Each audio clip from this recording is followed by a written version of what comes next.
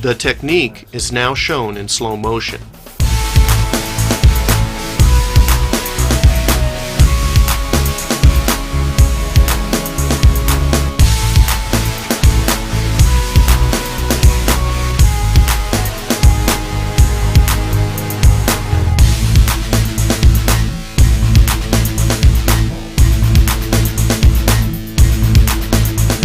Technique 7, Lock Arm Press Neck. This technique is called Lock Arm Press Neck. This is also a very effective Qin Na technique involving snake-like coiling movements. You will often see this technique being used. When doing this technique, move your right arm backward and expand. If you don't expand, your opponent can counter. So move your arm back while raising it and coil outward around his arm. By creating one big circle, you securely lock your opponent. You must remember to also move your feet while you are moving in with your coiling technique. To finish, turn your right palm and press downward against your opponent's chest. Continue to press and you get a lock. Your opponent's left arm is locked securely between your arm and body. Turn your body to the left and expand in the opposite direction of your right arm, creating greater tension. You can bring the left hand in to press the neck or head, providing more tension, support, and locking. You can press or strike the carotid artery, stopping or slowing the blood flow to the brain. Your opponent will likely pass out and faint. Be very careful practicing any pressure or strikes to the carotid artery, as this can be both extremely damaging or deadly. Another well-executed move, as you saw, was fast. One of my parts that I liked the most was at the very end there was a pressure point applied to the neck, which stops the blood flow to the brain and can cause you to be more relaxed so the person can take you down to the ground faster.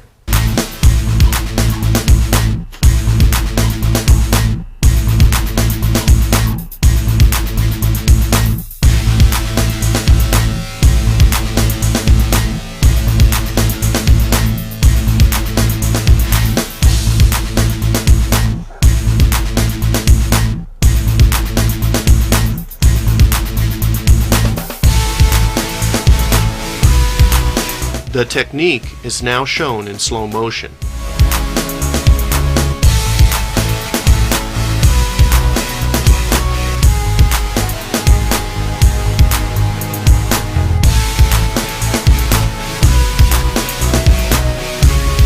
Technique 8, Grab Arm, Lock Neck.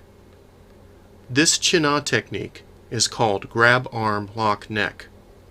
This technique can be applied when the opponent strikes you with his right hand. I quickly block his strike and turn his arm around so I can grab his hand. I need my left hand to assist this technique by pushing the side of his forearm and bringing his arm up to my shoulder. This is the dangerous part of the technique. When you switch hands to create the lock, you must maintain contact. While stepping in, I then pull his right hand inwards towards me and push my right hand to the side of his neck. So in the final step, just make sure you grab tightly on his hand and pull his neck and arm away at the same time. He will feel the pressure point on his upper arm and his wrist because that's where the leverage is.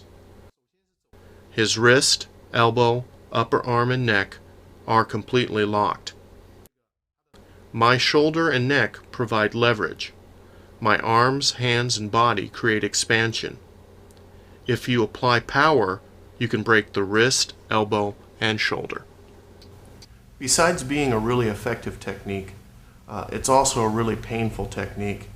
Master Wang misdirects my punch. As it comes towards his head, he moves it off to the side, and at the same time he gets me in a Qin Na and pulls it away from my body.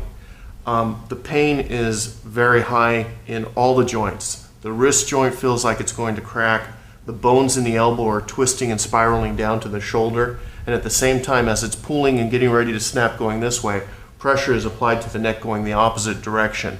You can feel it in your neck muscles, your chest muscles, your arm, and it just is very painful from the whole direction, from the point of your wrist all the way up to your neck.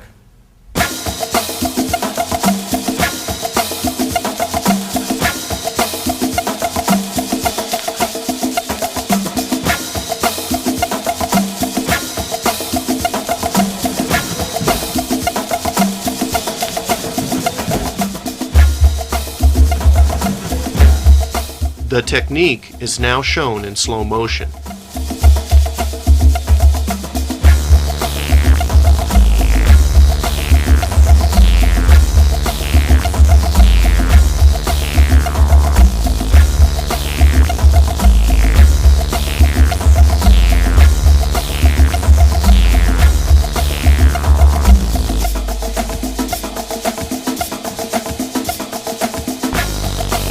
Technique number 9, shoulder forearm lock. This Qin Na technique is often used and seen. It is called shoulder forearm lock. This technique can be applied if an opponent grabs either your hand, wrist, forearm, upper arm, or neck. If you can learn it properly, it can be very effective. If the opponent grabs your shoulder, for example, cross your opposite hand and grab his hand. Push your shoulder and your hand in unison. When you feel that the opponent is applying strength, simply turn your body to the left. Do not let go with your left hand.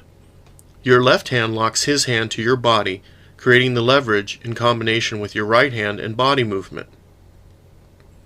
If your opponent's applied strength is low, with his arm locked, simply lower your body while pushing your shoulder forward, and his body will follow the lock. It is very important to use your whole body to turn and not just the parts. The pressure point and leverage will be on your opponent's forearm and elbow joint. It is key to hold your opponent's forearm tightly locked against your chest and body. Generally, this technique should be applied quickly with speed to be effective. Another well-executed move from off the neck grab. I particularly want to explain the last part, the way I felt. Last part with my arm being leveraged and locked at the same time is a unique feeling when my body weight is being slammed down to the ground. With this technique applied, very dangerous.